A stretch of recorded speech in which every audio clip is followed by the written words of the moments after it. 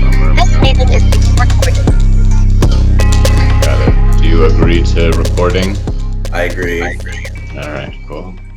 How bad was the cold or whatever you caught? I don't know. Pretty enough to keep me grounded. Yeah. Um, That yeah, I record think it's playing? just from all the smoke inhalation. Yep. Yep. You seem So to bring California fires to New York with you. yeah, look at that big ass cup. This is my giant smoothie. One less cup to have to wash if I just drink it out of the blender. That's true. Yep. Yeah, I've been like hawking up hella phlegm and shit. Rough. Yeah, man. Like whatever these are, like underneath your chin, Yeah. they're very swollen. Nice. Ginseng and what's the other one that you usually do? Ginkgo? Maybe. Yeah. I usually use zinc and echinacea. There we go. That's your silver bullet. Yeah, but I went out I was feeling better yesterday, so I went out, and then today I'm just like, oh. Yeah. Bummer. So, but I head out tomorrow morning. Yeah. So, Early, right? Yeah, like 7 a.m. Okay. But I got to be there like 5 or something like that. So I'm gonna just take it easy. Yeah. Are you gonna sleep or are you just gonna like kind of half in, half out all day? I don't know. I'm hanging out at my friend's place right now. Mm-hmm. He's actually in LA. Oh, you guys just swapped? Where's he staying? He's I think he's staying with his family maybe. He's not staying at my place. Yeah, that would be too convenient. But I'm feeding this guy's cats, and I'll like clean up the place before I leave. But Nice. Looks like a cool spot. It's an actual yeah, house. not bad, right? Very it's a pretty nice place for a New York apartment. Yeah, definitely well appointed too. Looks like they spent the time to decorate. Yeah, I was wondering that too. I was like, did they decorate this shit, or is it just the accumulation of people's stuff over many years? You know what I mean? You think it comes rented, furnished? Maybe not 100%, but I wouldn't be surprised if it's a lot of leftover stuff. Right. It's not like a blank slate. Certain apartments in New York, like you would just expect it to be white walls, completely blank. Yeah, like a LA condo. Yeah, exactly. So, and it's also like it's on the 4th floor. Uh-huh. And there's no elevator. Walk. I guess 4's not too bad, right? Like a 6-story or 7-story walk up, that's murder. Yeah. 4 will get you though. 4 got me a couple times. Especially when there's smoke in the air, right? Yeah.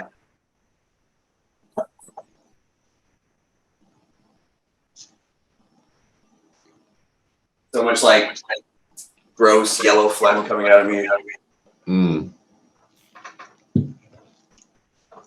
Yuck. Yeah, I'm pretty gross right now. Welcome to the podcast, guys. I'm Nima. Welcome to This the is Josh. This is number 3, right? Number 3. Number 3. First one, audio only, and then video seemed to work well. I like Zoom. I like being able to see what's going on. Right on. Yeah. So. Like when we go back to LA, or I never want to see you in person ever again. Oh, not until you clear all that yellow phlegm stuff out. Then we'll hang out. Okay. That's fair. That's pretty fair. Yeah. I'm not gonna argue that. Yeah. Sounds like it's just environmental though. You know, as not opposed to necessarily like you have a internal bug or a virus or something. right. I don't know. So like yellow phlegm, Mm-hmm. it means it's some kind of like bacterial sort of fighting off some sort of bacteria. Possibly. I don't know. I'm not versed in I'm not 100% sure. I remember because you know this. Listeners may not know this, but I am a fucking chimney, Mm-hmm. and one of the reasons this podcast really came about was, you're sort of day man, I'm sort of night man. Yeah. You have healthy habits, I have unhealthy habits. And then I really feel like right now I'm suffering the consequences of my unhealthy habits. And I have suffered through this phlegm-induced nightmare a few times. Yeah. So it's not strictly environmental. It's kind of like your sticking point, right? Everybody has a weakness that gets them like on a regular basis, repeated basis. For me, one of them is not necessarily immune system, but my left foot, left calf, left hamstring, left hip. Just, I went for a run on Tuesday, and in preparing to go for the run, I did some of the Theragun, I did some foam roller, I did some stretching, and I got to the point where I was like, uh-oh, I'm not going to be able to run if I keep pushing this. Because it's a very fine line between just enough and whoops, you overstretched or you over massaged or whatever. And so that's my Achilles heel. One of them. Yeah. So this thing gets you on a regular basis, smokestack. Yeah, it's kind of definitely. I don't want to say like the frequency, but yeah. Well, I mean, it was definitely exasperated by the weather. Those that don't know, there's been a forest fire in Canada, and the smoke has gotten all over the East Coast. Yeah. And orange haze. Just I don't know. I was in this shit. I didn't see no orange haze. I mean, it was bad. You could tell it was smoky in the air, but I never really saw it. You think there's some Photoshop happening on the? I think there's some filter shit going on. It makes for much more dramatic news when you look at orange skies all over New York. Yeah, it was gross. Yeah, and yeah, I'm okay though. I will be all right. I mean, really, like I had some shit at work where I kind of went over my boss's head a little bit in hiring these two people. Oh, interesting. And it kind of came to bite me in the ass. So I've been kind of a little stressed out about work. This is all happening while you're away on vacation because you're technically off, right? Yeah. So never fully off on vacation, right? I guess not. Not if you have people under you. I've been really trying to like. I mean, my boss is probably mad at me when I get home. He's probably gonna bitch me out a little bit. But I definitely feel like I've been over worrying about it. Mm-hmm. Spinning. Yeah. Kind of looping. Doom loop. We'll call it doom loop. Worst case scenario. The dread. Jumping to the worst case scenario. Yeah. Dread, definitely dread. I know it's. I mean, maybe I might get in big trouble. I highly doubt it. I do feel like I'm over worrying about it. But I just feel like there's something I need to go fix, but I'm on vacation, so I'm sort of stuck here. Can't really fix it right now. Yeah. There's nothing really even to fix. I just have to wait for a conversation to happen. Hmm. Are you gonna march in there and take charge of the conversation, or are you gonna wait for it to come to you? I don't know.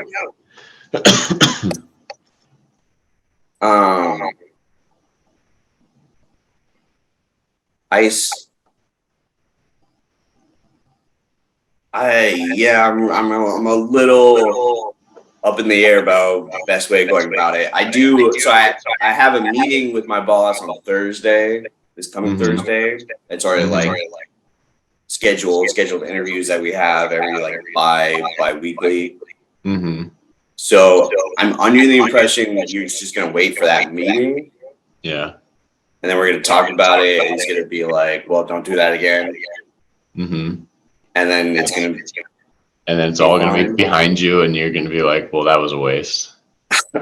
A waste to worry about it. Yeah, exactly.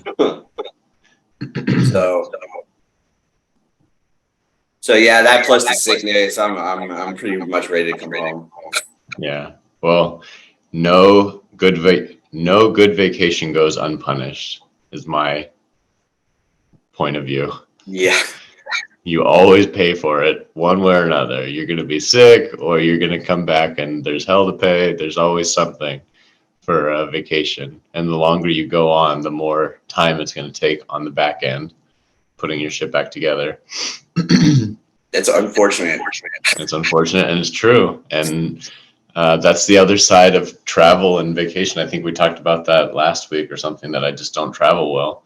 And part of it is the rebound when you come back, of like trying to put shit back together, and what kind of hell do I have to pay for the fun I just had? Everything's in balance, right? Sliding scales. Yeah, that's too much good. That's too much good. Where's the other side of this going to come? Yeah, I mean, that's true. I mean, every trip I go on, something fucked happens. Yeah. In some case or another. Yeah. Yeah, I wish I had something. Well, I do. I've got a good reference to that last camping trip I went on. It always takes me a couple days to get back into the swing. I think part of it is when I step away from civilization, society, people, electronics, right? All of that. I kind of like remove myself, and it's hard to reintegrate. So I always have kind of like I'm never very gentle with myself about it, but I always have, half a week to a week of just like buffering, right? Trying to get back to sync, trying to get back online, streaming, whatever, like emotionally, frequency. And then this past trip, I thought, you know what? I just had a great trip. I think I'm going to try and cut down on my psych meds just a little bit, right? It's been a month or 2 months since I last titrated the dose down. Let me see if I can handle that. And it's just been coming up on 2 weeks. I think Monday will probably be like 2 weeks at this lower dose. Just like everything's sharper edges. Everything's just a little bit more blue and gray. Everything's just a little bit harder than it has to be. So for like 2 weeks, I've been kind of grinding through, not happy, not a lot of the dread, a lot of the doom looping, and just like hard to get up and hard to get out of bed. And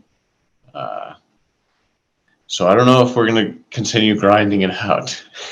They say that you can tell when a medication is working is when you stop taking it, and then all your symptoms flood back. That's always been my easiest way to get feedback on, is this actually doing anything? Stop taking it, you'll find out if it was. So at least that's a learning experience. Yeah, I mean, it would be nice to be able to titrate down off of this, completely, but at the same time, I think Theo Vaughn was on Rogan recently, and he was talking about, my friend Theo.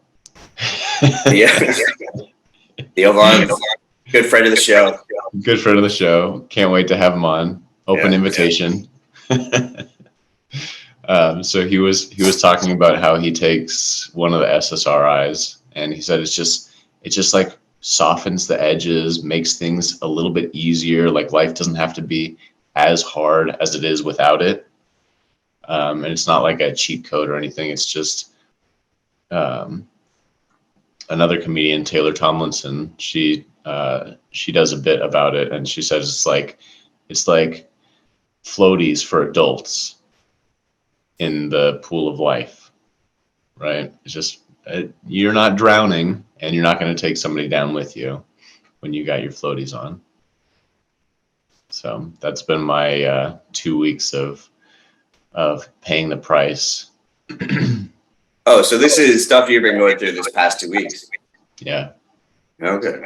Yeah. On Thursday, so just a couple days ago, Thursday, I realized that I not only decreased the meds, but then I forgot to take the pills in the morning. So I had a complete withdrawal. And I was like, God, I feel like a basket case. I feel like a complete lunatic. I can't settle. I'm so agitated. So it's just been fascinating exploring. That's probably my bigger Achilles heel is mental health, mental chatter, the negative superego pressing in, just like things are bad, things are really bad, but they're not that bad. Right. Well, that's definitely something we both go through. I mean, this taming of your brain when it's like off the rails, and there's a part of you that understands that, you're being a worry where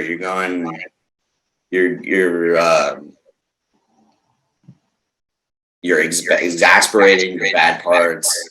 All these different kinds of things, but then there's also this other part of your brain that's just like, it's like, constantly having to talk yourself off the edge of these like small little things. You know what I mean? Like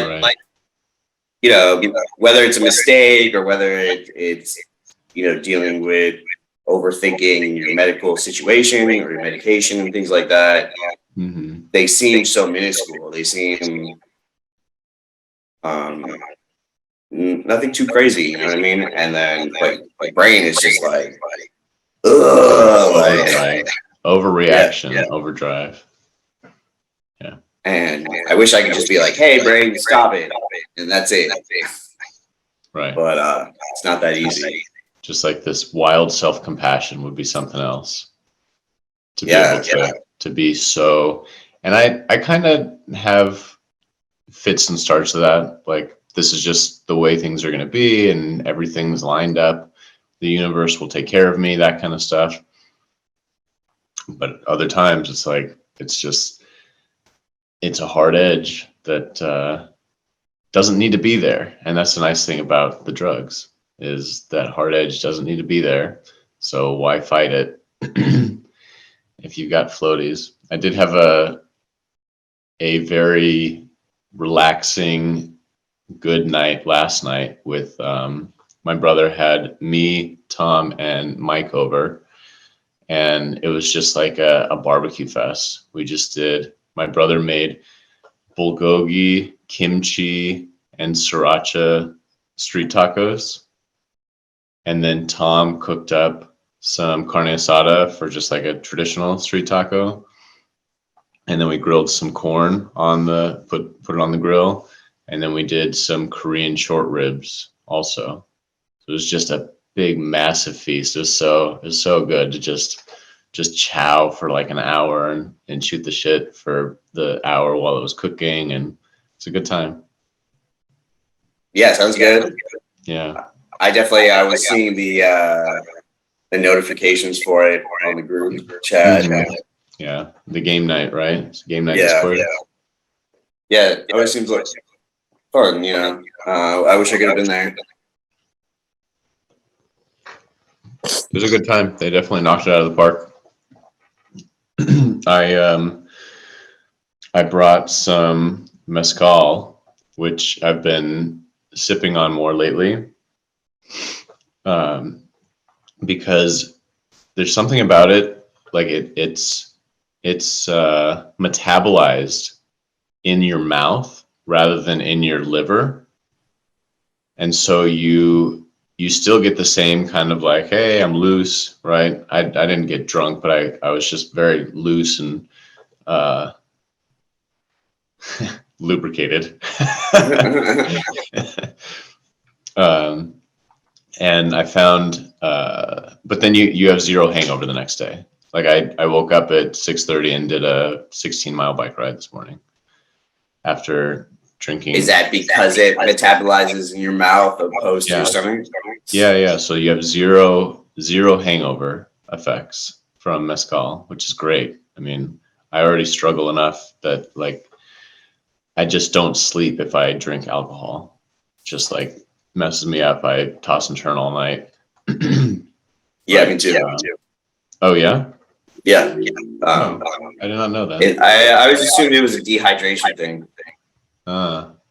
For me, it's the whatever the intoxicant is, right? Alcohol, marijuana does the same thing to me. I just don't sleep, or not actually. The THC, the psychoactive component. I guess anything that messes with my brain chemistry is what gets in the way of my sleep. So, but it's really cool. I'm a big fan, and I found a couple of mixed drinks. One is just mezcal and soda water, and it's called ranch water. It's like a Texas drink. Or Mexican drink, and it's just ranch water. It's really good. Like you can't even tell that you're sipping on anything. It just tastes like seltzer. And then Nick does this one with vodka, but you can substitute in the mezcal, which is ginger beer and jalapeno and maybe some herbs with either vodka or mezcal. That's called a Russian mule or a Mexican mule. And Tom was sipping on that at the end of the night, and he said it was really good because the jalapeno soaks into, like the seeds soak into the drink, and it fires it up, which is cool. Definitely want to try that.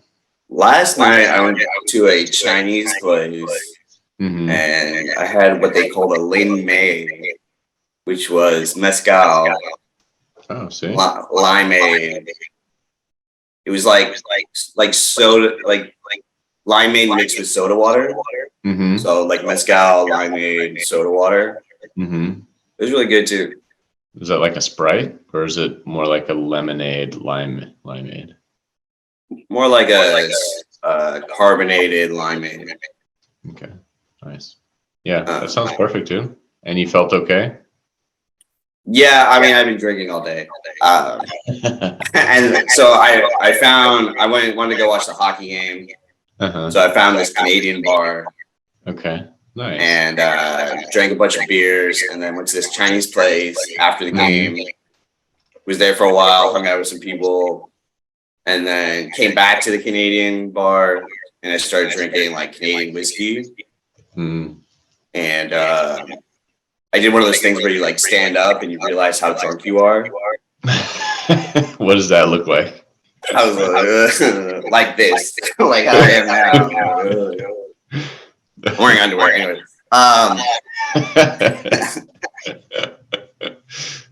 Yeah. And then today I'm paying the price for it. I'm gonna stand up this high, only this high. Yeah. But you guys could, you couldn't see my underwear. But yeah, I am wearing underwear. For the viewers. How's the the playoffs going? Was it called Stanley Cup? We're almost over. Basically, Vegas is up 3-1 now. Oh, So they're probably going to take it. But it's been a good series. Not bad. I was really hoping they'd win. Florida win last night. This isn't a sports podcast. that's all right. This is an everything podcast. It is an everything podcast. I don't know anything about sports, so it's good to follow along tangentially. Yeah, I feel that. That's kind of how I follow sports on the Discord. Like, oh, what's happening? Gotcha. It's definitely that time of month where we have basketball finals and hockey finals, which are entertaining. Yeah. What's the nothing too Canadian crazy. bar like? What's the What's vibe that? like? What's the vibe like in a Canadian bar in New York? Friendly. Yeah. Yeah. Hmm. I'm not very. I don't know. Maybe shy. Maybe the word, but I'm not the most talkative at a bar. Yeah. Not the most like, hey, what's up? I'm Nima. Hey, let's hang out. You're my friend. Let's hang whatever. out. Let me sit in your table. Yeah, let's get up in your bubble. Yep. I'm pretty reserved. Yeah. They just, I don't know. If someone wants to talk to me, they'll talk to me. That's kind of how I feel. Right. Sometimes like with women, it's like you kind of have to be like this girl wants to be approached or whatever. You know what I mean? Well, So- you want to be approached, right? I want to be approached too, but The way you framed it was you want to be approached. yeah, I mean that is true. But sometimes I will approach a woman at a bar if I feel like, you know what I mean. Mm-hmm. But most of the time I'm just chilling there drinking my thing, just keeping it cool. So that's kind of what I was doing at that bar. But then people were really friendly and talking to me, and so I was talking back. It was fine. And most of the people were there for the. No, I was the only person there for the hockey. Oh.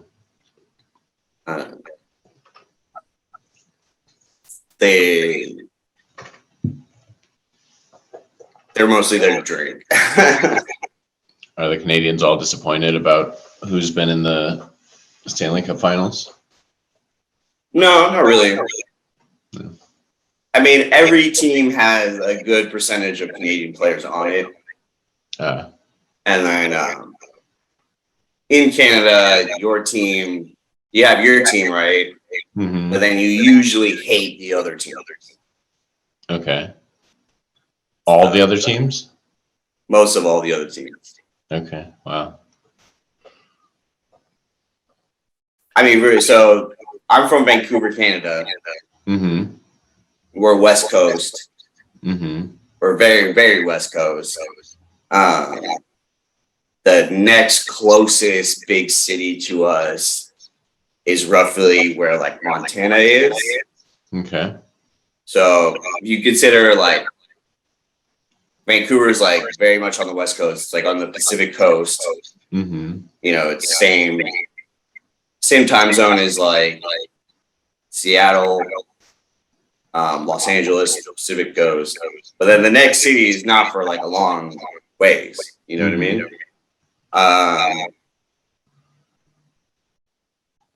Sorry. we lost that train of thought. No, I'm just trying to explain the right way. But basically, there's this whole thing about, like you should root for a Canadian team if your Canadian team is going far. But most people are like, no, we don't like that other team. So it's sort of like a inner Civil War type of rivalry that happens. Gotcha. There's no Like- Canadian National League. Yeah, National- we would rather, if our team's not going all the way, we would rather all the other teams not go. I see. If I can't make it, everybody suffers. Yeah, it's very spiteful. Gotcha. So what's up? What you got going? What do you have planned for this coming summer or the rest of the summer? It's been hard to look past, the next hour, the next day. So I think the next step is to bump up the dosage back to the normal level that I was at. And then maybe I can see through the forest. But hopefully more, we got Max Day at some point. Did you book the Airbnb for that? I've not booked the Airbnb for it yet. And then Dude's Day, hopefully. Did somebody volunteer for hosting that, or did we just assume that Tony is taking? No, that's Tony's thing. Okay. So it will be at Tony's place. Yeah. I'll see him this week. So I'll ask him if he's got the dates and all that lined up. I know he's traveling a lot, so we because it was supposed to be this past weekend. But I told him to change it because I wasn't going to be in town. Yeah, perfect. Yeah, so it'll be fun. We'll do some ranch water or some Mexican and Moscow mules. Yeah, we'll get big bugs. What did you say it was called? Ling something? Lin May, but I mean, Ling May. That could be just that restaurant. Gotcha. Drink, like signature drink or something like that. Right. Sounds good. I'd like to try that. Yeah, it was pretty good. I mean, I never knew that stuff about mezcal that you said. Mm-hmm. But that makes me want to drink it more. Yeah, me too. Sign me up. Yeah, this is the only way I'm going to drink anymore. I like tequila and I like whiskey. I feel like just being in the room with tequila makes me want to vomit. But mezcal is like tequila, right? Yeah, but it doesn't make me want to vomit. It's different. Well, the thing is, like we were raised on like Jose Cuervo and shit like that. Oh yeah. Like when we were teenagers, and it was just like, oof. Horrible. Fuck that. Why bother? So we're older now, have more refined, mature, sophisticated taste. Mm-hmm. We like mezcal. Craft tequilas. We like craft beer. Mm-hmm. Triple IPAs. I don't know anything about that. All that beer tastes exactly the same to me. You haven't learned anything? You haven't learned anything?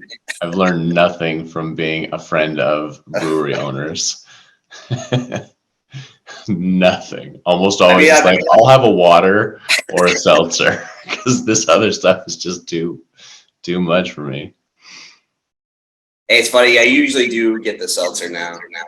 Ah, see? I'm not the only bitch out there. Nah. Nah.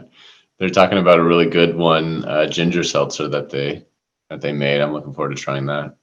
It'd be nice. Yep. Have you tried the lemonade? Yeah, I didn't love it. It's okay. Yeah, it was okay. It's just too much. It's too much alcohol for me personally. The mixed berry that they used to have was good. Yeah, nice. That shit was my shit. Nice. Are we cursing on this podcast? I don't mind. All right. I just don't want to go into the heavier illegal stuff that sometimes happens in the course of our lives. We may need to edit this episode a little bit. Yeah, I feel like I got a bad echo going. Yeah, I don't feel like I'm on my game today. I'm tired. I'm tired. I'm sick. Yeah. I'm stressing myself out about work for no reason. Yeah. I mean, this probably is a good episode. Like, we don't think it is, but it probably is. You know what I mean? Maybe just because it's real, right? Right. You're getting the raw, you're getting the real. But to what degree do other people actually want and need the raw, the real? I don't know. I don't know. You know, I think some I do some of think us, let's people like these episodes are going to be listened to like way in the future. yeah. Well, hopefully, we're just doing the reps I feel right like now. people will like once they, this is weird to say, but let's say people do start listening to this podcast, I do feel like they would start relatively close to where time and place that they are now. Mm-hmm. And then if they enjoy it, they'll go back. Backtrack. Yeah. Yeah. See. Yeah, that's I think that's how I consumed Curb Your Enthusiasm, right? Like I watched more recent seasons and then went back and started watching from the beginning because it was really bad at the beginning. They did not Right. find their stride until, at least 5 or 6 seasons in. It was just raw and rough and more offensive than comedic. Right. Right. Because that's kind of Larry David's style, is borderline offensive, borderline on the border of comedic and offensive. Like, where's that line? Just enough. So we're in the raw stages. Season 1. Here we go. Yeah. That's a good show. Mm-hmm. For sure. Especially It's because they have very a through line through most of the seasons. That it's not just individual episodes, but they have like a whole storyline that they're building through. Most sitcoms are kind of just like one-off episodes, right? it's kind of. I feel like most TV shows they usually will have like a season long arc, Mm-hmm. but then they'll also have episode long arcs to kind of keep you interested. Yeah. Depends. I mean, also modern TV shows are way different than whatever the TV show was coming when Herb started, which has been around for almost like 20 years now. When what started? Curb Your Enthusiasm. Oh, Curb Your Enthusiasm. Yeah, right. Has it been 20? Well, I guess it hasn't been that many seasons, but it's probably been that many years. Yeah, exactly. Spaced out. Yeah. Gotcha. But that's a show like Black, Mexican, white, Asian, poor, rich. All people like that show. Yeah. And everybody's going to get shit on just the same. Yeah. And see, even like that, the theme song has become a signifier for awkwardness. Yeah. Yep. Like at any point, you could just start going, and people will know exactly the funny thing to laugh at. You know what I mean? I think this past season he had, I don't know, like a 20 or 30 piece orchestra doing it in one of the episodes. Do you remember that? No, I didn't see that one. Yeah, so he actually had the theme song done live by an orchestra that him and the cast, the whole characters in the show, not them as real people, but their characters were watching. It was very meta to hear the theme song for the show that you're watching as the character. It was cool. It was very cool to layer that on top of itself. I mean, they're good at what they do, man. Yeah, for sure. So one of the things we were talking about last week was, is Google search dead? Do you want to see if we can throw 2 search windows up, a Chat GPT and give it a prompt, and a Google search and give it a prompt? Okay. All right. So give me a sec. See what this will look like. I need a new for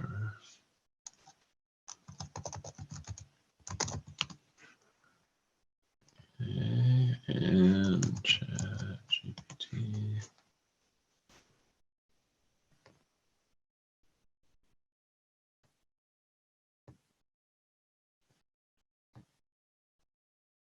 Are you thinking of prompts?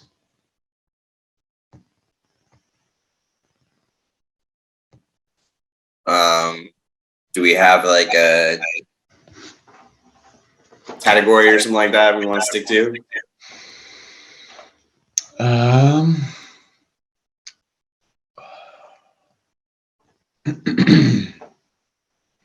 Something interesting. I don't know. You know ChatGPT better than I do. I don't really interface with the software all that much.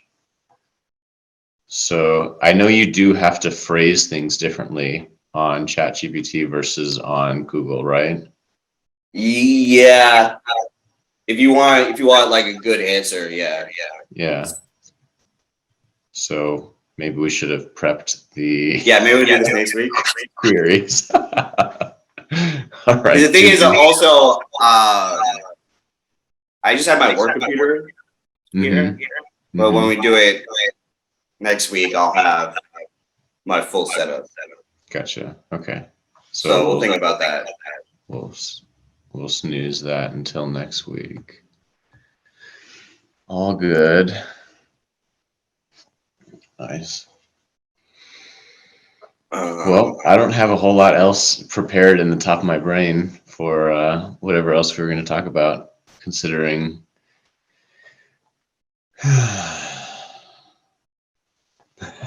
we need a third person today. Somebody help carry the show, keep it moving. Nah, I mean, I will say, now my time in New York is coming to a close. Definitely been an interesting. We touched on a little bit just about how something always goes wrong, or there's always some price to pay. I have been thinking about that a lot. Yeah, and that's something that was sitting with you before even I phrased it that way. Yeah, definitely.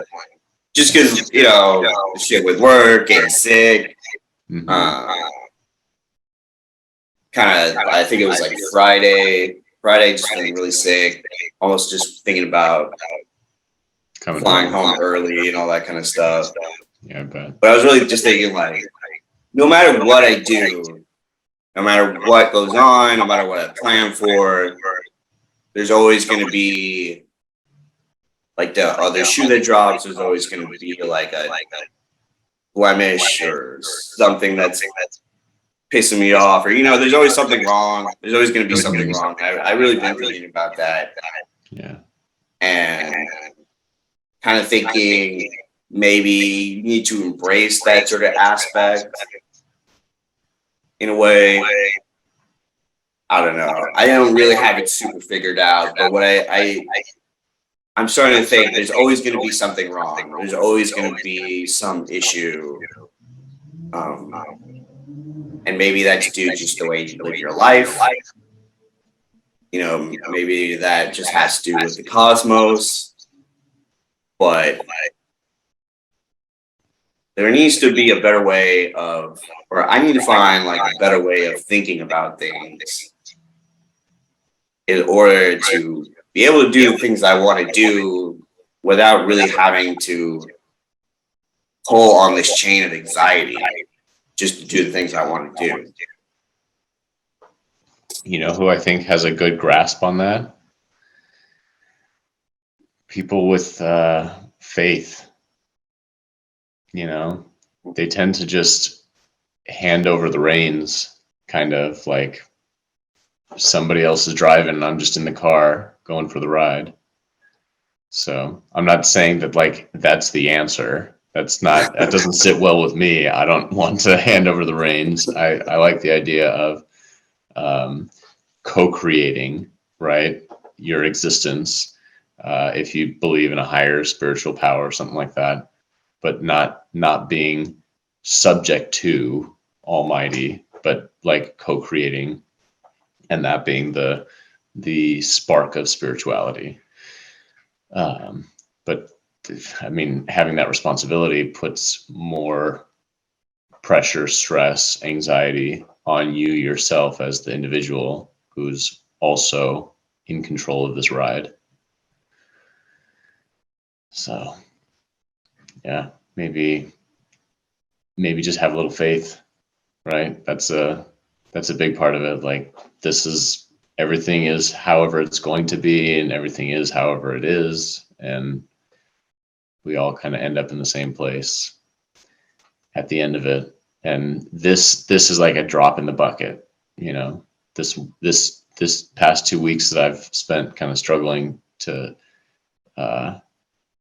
be light and kind to myself, I'm probably not going to remember it in 10 years. If I'm fortunate enough to continue to live for 10, 20, 30 years, I'm probably not going to remember this 2 weeks. So maybe just roll along with it. And you're not going to remember being sick in New York as having derailed your life in the long term. Yeah, it's facts. Yeah. I do think there's something there. Yeah, there's definitely something there as far as along those lines of sort of accepting it, you know what I mean, and just kind of folding it in. Yeah. I don't know. I mean, it's better. I better advice than I was just really thinking about it and just kind of just seeing all the pieces kind of floating around, but not really being able to put them together. Mm-hmm. Yeah, a lot of self-talk. There's a concept. I'm not sure if it's Buddhist concept or from like the Tao Te Ching, but it's Wu Wei, which is WUWEI, Wu Wei, and that just means going with the wind. Right? Just hoist the sails, and you get pulled where you get pulled. You try and navigate, but you just hoist the sails and go with the wind wherever the wind takes you. Instead of constantly trying to swim upstream like a motherfucking salmon, right? Yeah. Hamster on a wheel. There's definitely, I definitely feel a overall sense of having to sort of push everything myself. Yeah. And like this idea of I'm not going to get anywhere unless I really push to get somewhere. Yeah. And I do think that's good in the sense of getting shit done, being productive, and getting your goals accomplished. Mm-hmm. But then the byproduct seems to be sort of anxiety and self-pressure and self-doubt and sort of all that kind of stuff, you know what I mean, that we're talking about. Trying to find that balance is... That's why I have this painting. I'll swing it around. You know the myth of Sisyphus? I do.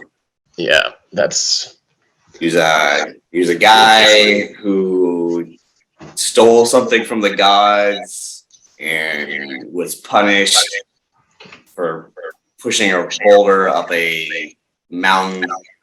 And only to have it roll down at the end every single time. Yep.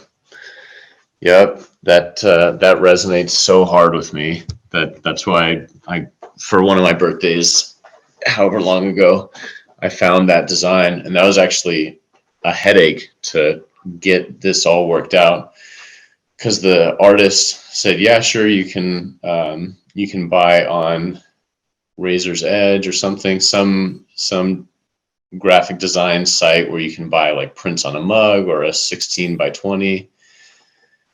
And I was like, 16 by 20? That's like tiny. I need like 4 feet by 3 feet. And he says, "Yeah, no, they won't do that for you, but if you want to pay for the rights to the digital file, I'll give you one."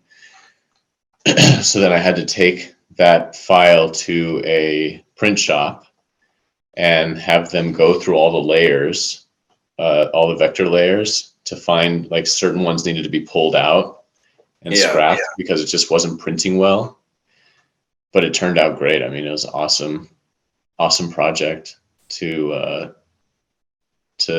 communicate with a artist, and he has a couple different designs along those same lines, and just really cool. And so that's my Sisyphus-ish painting. That just reminds me of carrying the boulder up the hill. That's it's a very I don't know. Sisyphus is the modern man. Like, yeah. I mean, obviously, the tale of Sisyphus to me has always been so true to the human experience. Poignant. We're living in 2023. You know what I mean? And there's a lot of modern shit that we deal with that really helps make Sisyphus a real thing in our life. You know what I mean? Yeah. But the tale of Sisyphus is thousands of years old, Right. and men have constantly been related to Sisyphus, and his tale, and how apt of a metaphor it is for our lives. It's really amazing, and it's also really fucking sad in the same way. You know what I mean? Yeah. That's a universal, timeless human condition that can be related to across generations, across cultures, across countries, across languages. Everybody gets it because that's life. Life is work, right? Yeah. And it's just a matter of how you carry your load. That's the thing. That's how life is lived well, is the nuance of how you carry your load, because everybody's got a load to carry. Everybody's dragging or pushing or weight bearing over their back, over their shoulders. It's just a matter of how do you carry your load, and how are you going to interpret, accept, tolerate, manage this load that you have to carry, and still make the best of the life. Find beauty in the struggle, the challenge, the work. Yeah, man. I think that also ties really well to what we were talking about earlier with sort of embracing this, like, the suck. But just like this idea of like something always going wrong, you know what I mean? Like trying to embrace this chaotic part, having faith that, all this kind of stuff. It's all part of that. Yeah. Yeah. Figuring out how to carry the load, Right. Or like how to figure out how to carry your specific load. There's a Zen koan about a farmer who his son, I'm gonna totally butcher this, but are you familiar with this one? The Zen farmer, and the son comes back to live with them, and everybody in the village says, "Oh, what good fortune," and he says, "We'll see." And then his son turns out to not be helping at all, laboring on the farm, and he becomes kind of a drag, becomes kind of a burden. The whole village understands that and recognizes it, and is like, "Oh, how sad, right? How unfortunate that your son is just living off of you." And he says, "Oh, we'll see." And then his son goes and rides a horse one day when he's slacking off from work, but he falls down and breaks his leg. And they said, "Oh, what terrible fortune! Your son broke his leg." And the farmer says, "We'll see." And then the army comes to conscript people to serve in the military. And then the village says, "Oh, what good fortune that your son's leg was broken." He says, "We'll see." Right? Everything, who knows? Could be for the better, could be for the worse. And realizing that it can be both, it can be either or.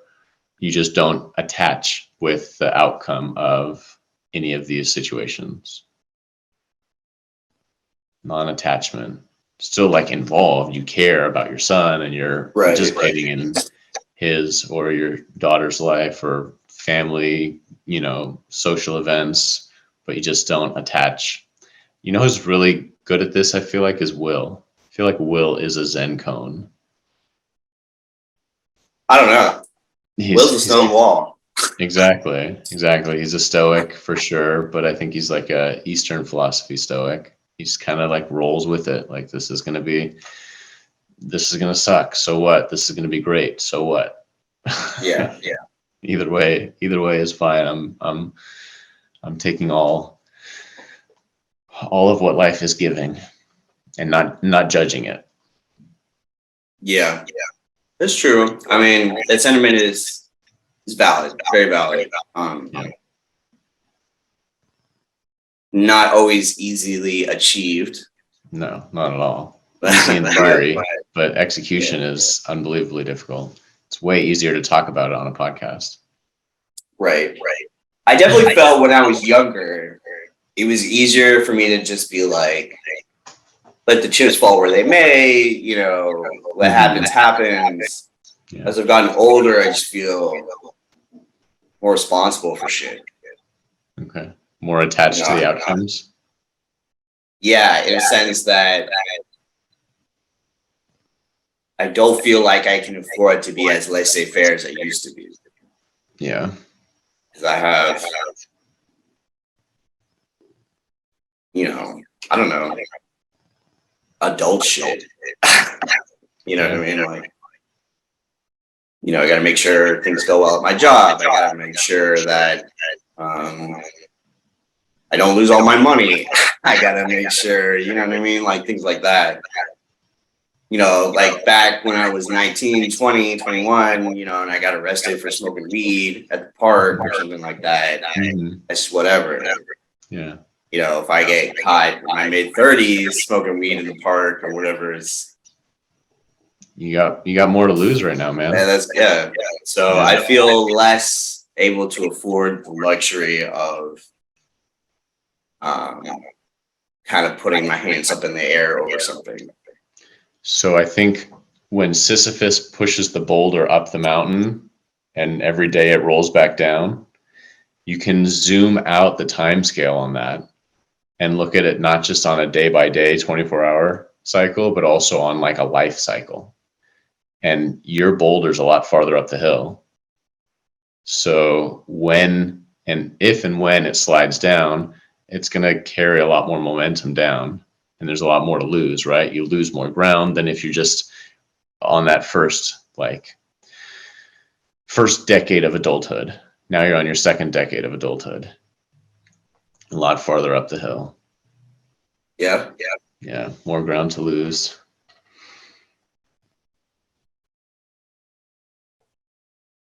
So yeah, there's definitely like a different, you feel the stakes differently. Yeah. All I had in the past to lose was my future. But anyways. I like that. All I had in the past to lose was my future. Yeah. I feel like there's to lose in the past was my future. That's the line right there. Yeah. I'm sure there's a second part to that, but I haven't figured that part out yet. Yeah. Well, you're living it right now. Yeah. So we'll see. Yeah. You already figured out that first decade tagline. And now second decade, third decade, fourth decade of adulthood. Crazy, interesting. But yeah, definitely like I want to get better at navigating this world. Yeah. You know what I mean? I want to feel less constrained overall. But I need to figure out the balance, figure out how to carry my load. Right.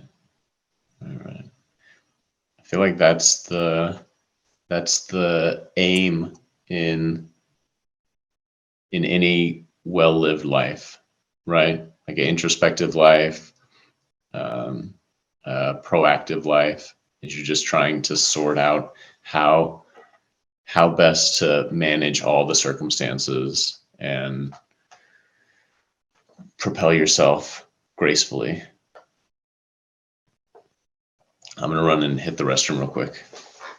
Okay. Get his cat. I see that. Talk us through the cat. I'll be right back. I'm gonna feed the cat right now Okay. because I was supposed to feed it a while ago.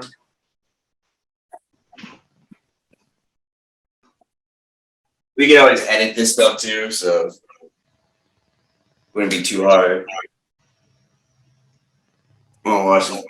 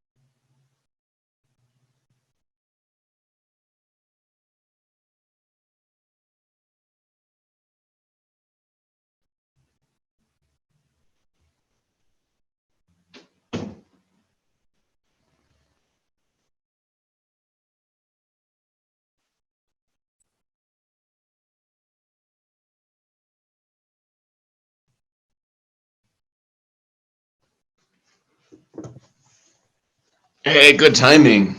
Yeah. Welcome back. What's the cat's name? One is I don't know their names, but there's two of them. Are they both white? Yeah, they both have the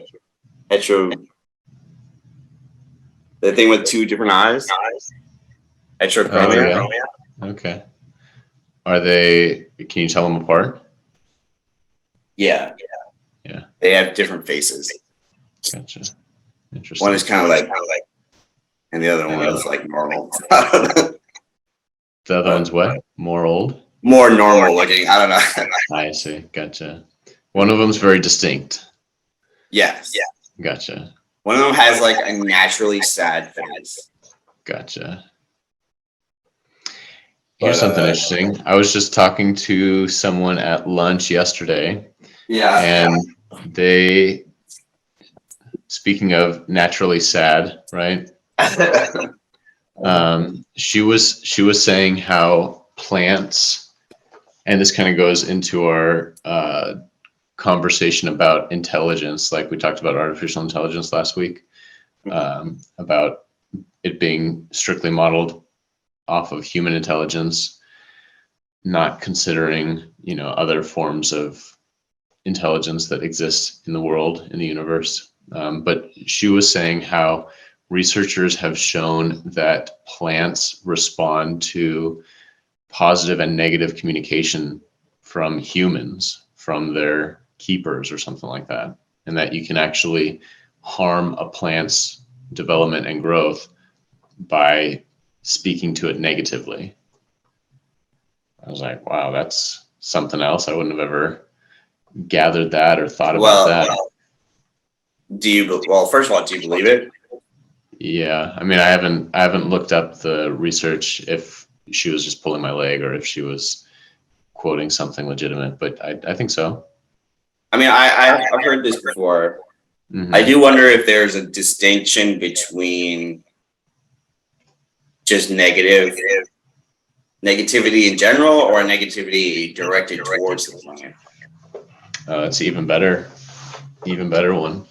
because I wish my plant would just direct positivity to me and I didn't have to speak to it feeling like a lunatic in my apartment alone talking to a bonsai. I mean, there's always been a sort of like old wives' tale, if you want to call it, about talk to your plants, say nice things to your plants, it'll help them grow. I do wonder if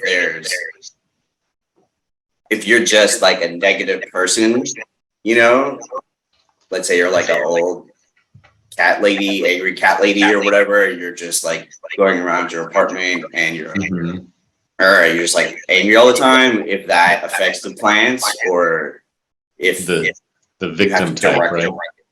Let's say there's like a lady, she's angry all the time. You know, she's constantly walking through her apartment. She's like, fuck this, fuck that, whatever. But then when she goes to water her plants, she's like, ooh, I love you, plant. You know what I mean? I wonder what would outweigh what. Probably the total load of sentiment is what weighs more heavily than the acute delivery of positive, right? I would assume so too. Yeah. I think it's overall a hard thing to fathom because plants don't have the same structure as animals. Yeah, they're very different structures.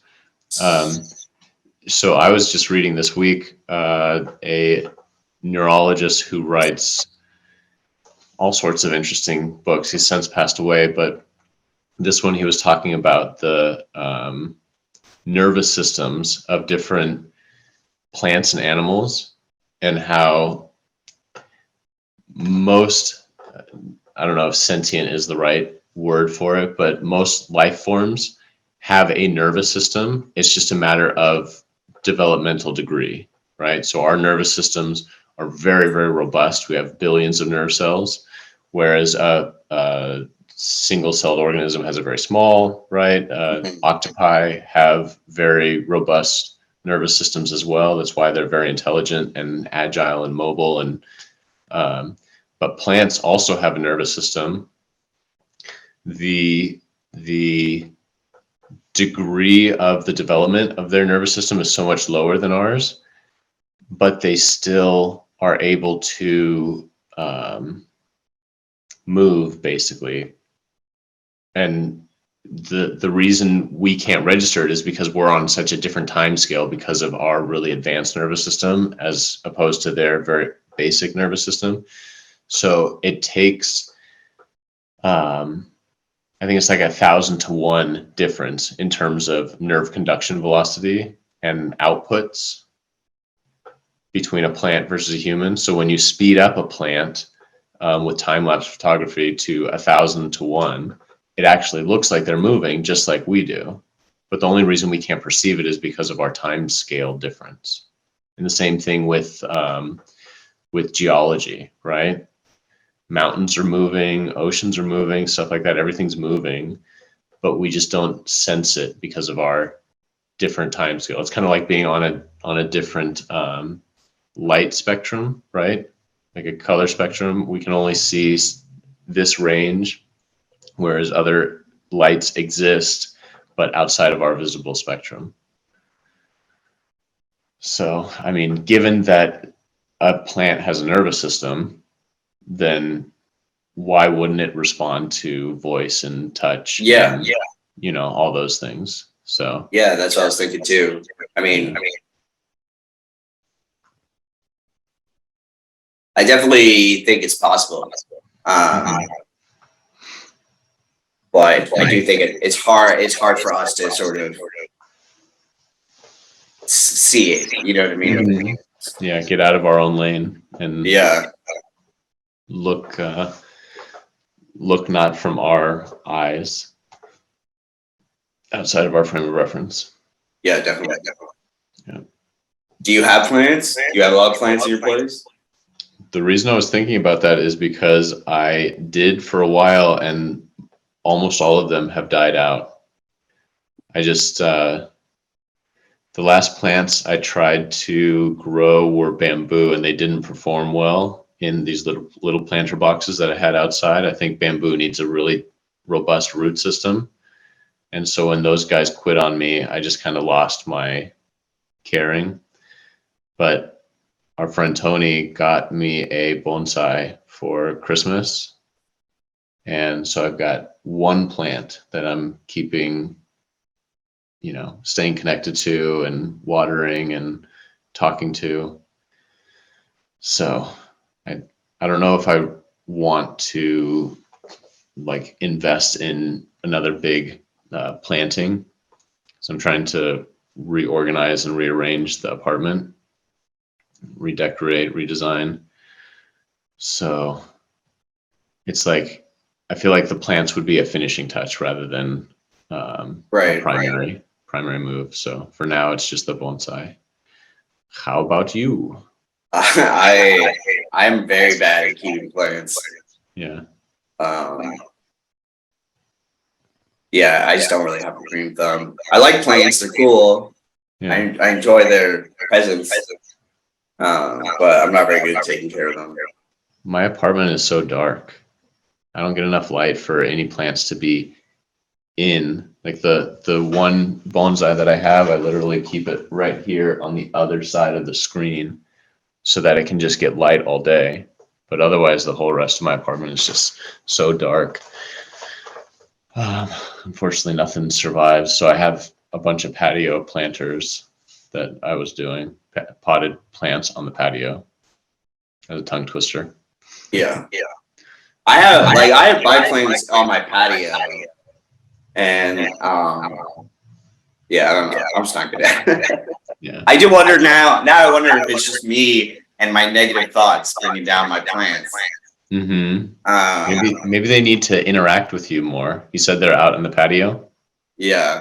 Yeah. Maybe you need to bring them inside and hug them and give them a little rub. A little pat. Yeah. I'll give it a shot. The bonsai is kind of cool because you have to trim it. So it's not like just a plant that just grows wherever it grows, but like you're constantly like snipping little bits, kind of like my mustache. Like every other day, I got to like trim it down. So that's what the bonsai is like. You just kind of like trim it. You're supposed to trim it to keep it growing, or why do you trim it all the time?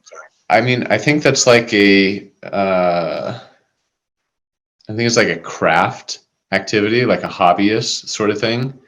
And the bonsai lends itself well to it because it grows these little shoots, very, very small. And so it responds pretty quickly to any little trims that you make. And from what I read is you want to make sure that anything that's growing down, you're cutting so that it just continues to grow up and out. I see. And you're like conditioning it.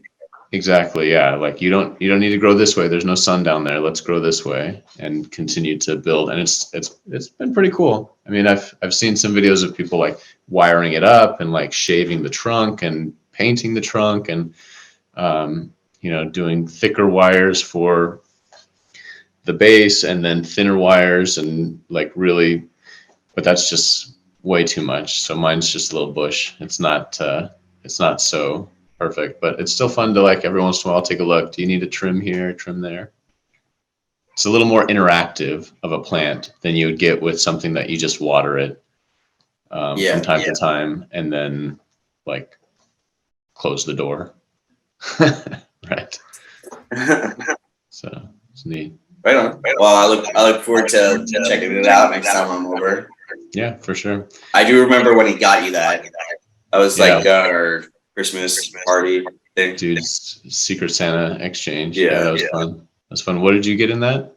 You got an art set, if I remember. I got a bunch of art supplies from Adam. Oh, gotcha. Yeah. I've been meaning to paint him something. Because his baby got really sick a while ago. I don't know if you remember that. Yeah. And there's he had like a picture of him holding the baby. Oh yeah. Like in the hospital. So I was gonna recreate that. Oh, that would be really cool. But I haven't gotten around. I outlined it out, but I haven't started it. Yeah. One of these days. You're gonna do it by hand too? Yeah.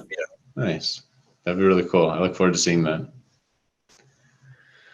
Yeah. How long were they in the hospital? They were in the hospital It like was for a while. Yeah, I think it was at least 3 days, right? Yeah, I think more than that actually. Wow, that's scary, man. Scary. These fucking cats, they fucking shed all over the place. And it just floats in the air, right? Yeah, it's like white hair everywhere. That's I mean, it's hard enough cleaning up after myself. I can't imagine having animals and having to clean up after them too. F that.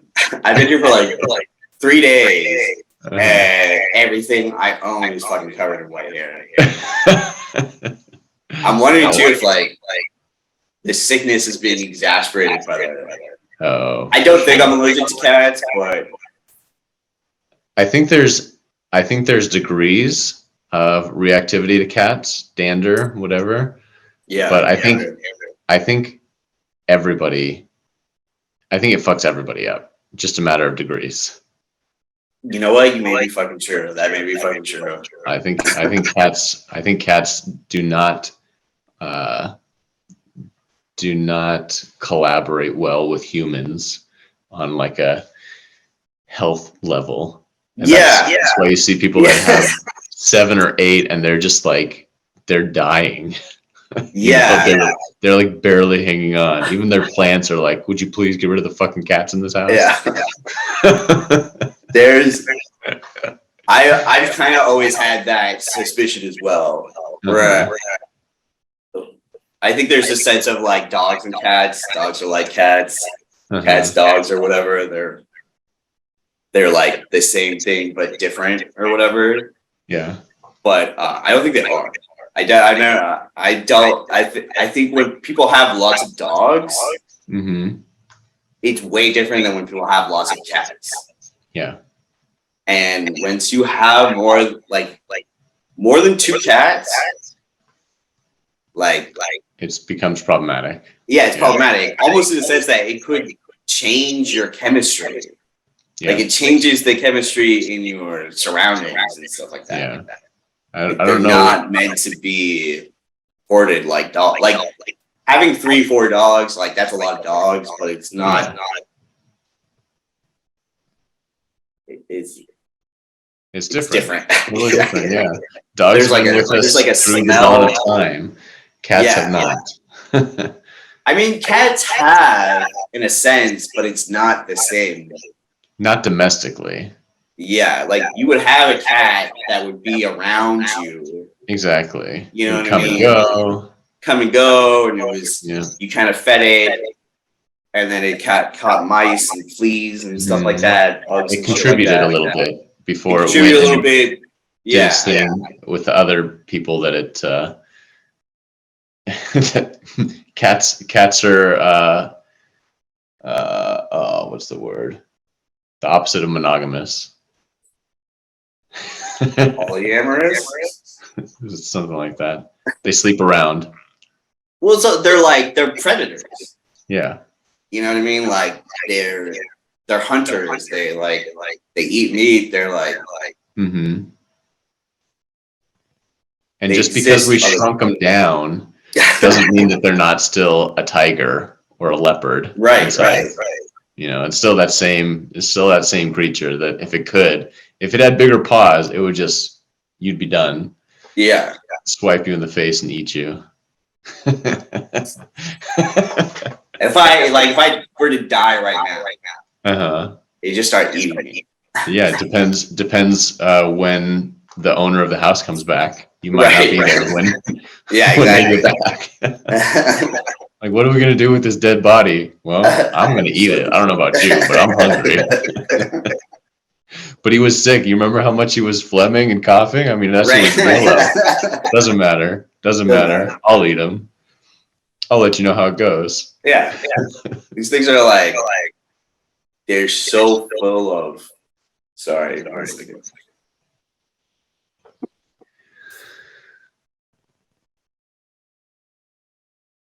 You want water? that what's going on? Anyways.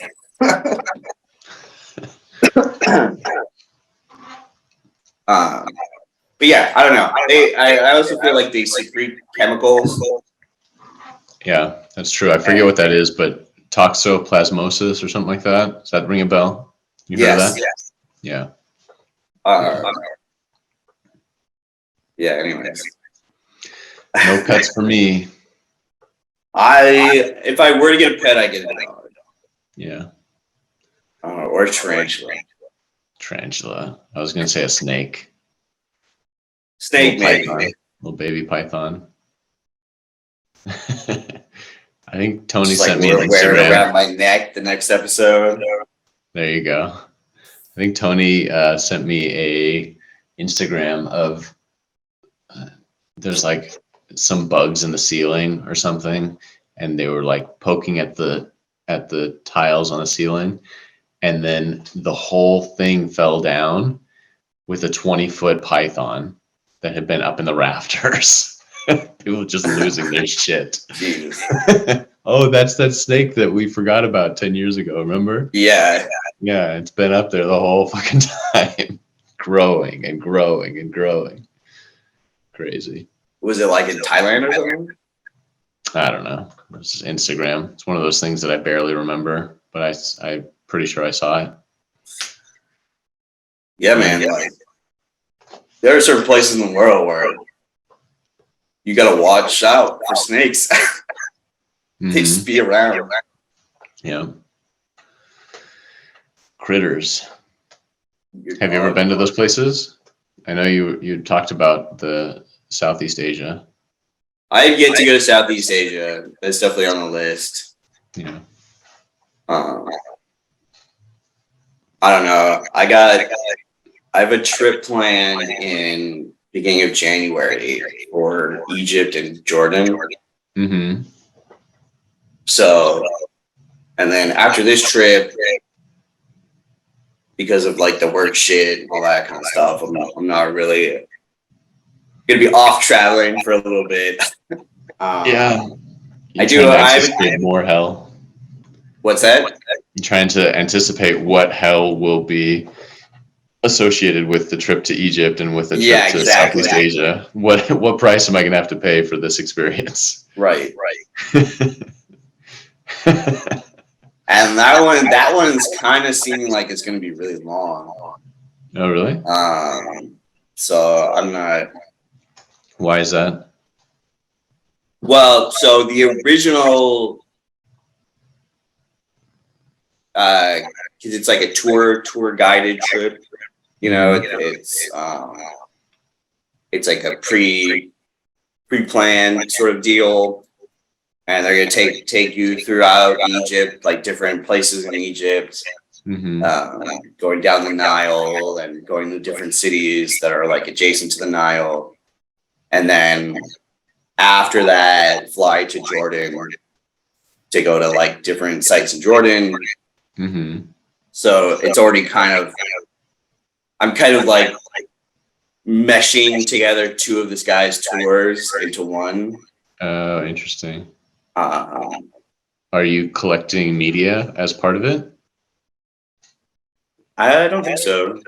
Okay. Maybe just like cell phone pictures and stuff like that. Yeah.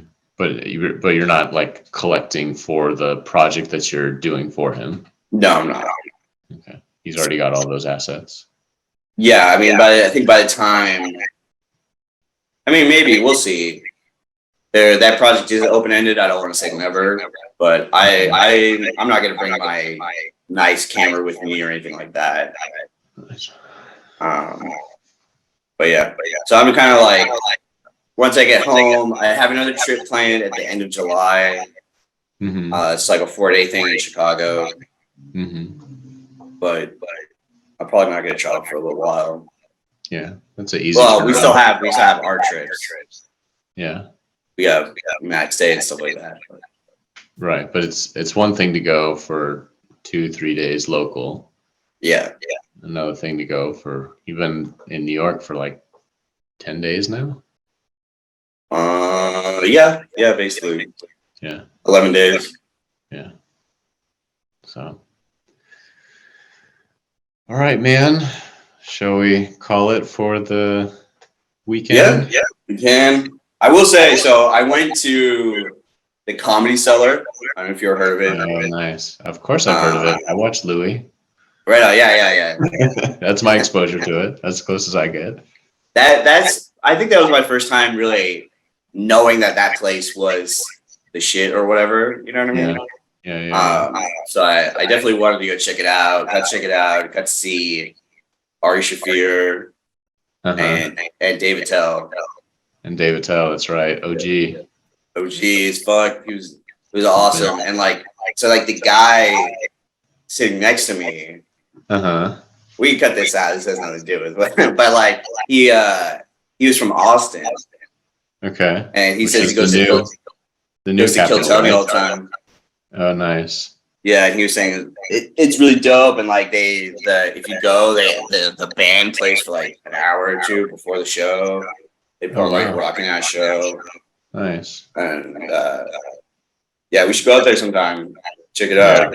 For sure. Is it just you just get tickets, or is it you have to? Yeah, he said it's only like $40.